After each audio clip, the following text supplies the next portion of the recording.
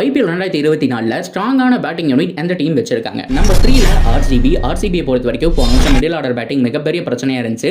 ஆனா இந்த தடவை கேமரூன் கிரீன் அது மட்டும் இல்லாம அவங்களுடைய ஃபேவரட் யங்ஸ்டர் ரஜத் பட்டிதரு உள்ள வந்ததுனால டீம் சும்மா வேற மாதிரி இருக்கு. டாப் 6 ஃபயரா இருக்கு. ஹோப் இந்த வருஷமாவது கப் அடிப்பாங்களா அப்படிங்கறத பார்க்கலாம். ஸோ நம்பர் 2ல சென்னை சூப்பர் கிங்ஸ். அவங்கள பொறுத்த வரைக்கும் சின்ன சின்ன ஓட்டைகளை மட்டும் அடைக்கணும் அப்படிங்கிற மாதிரி தான் ஆக்ஷனுக்குள்ள வந்தாங்க.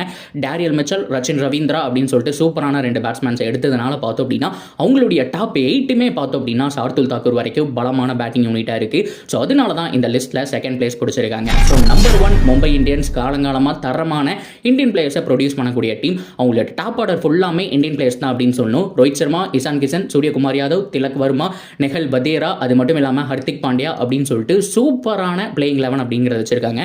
அது போக 2-3 ஃபாரினர்ஸும் இடையில ஆட் ஆகும்போது ஸோ டிம் டேவிட் மாதிரியான பிளேயர்ஸ் எல்லாம் வரும்போது சும்மா டீம் பார்க்கறதுக்கு வெறித்தனமா இருக்கு. மறக்காம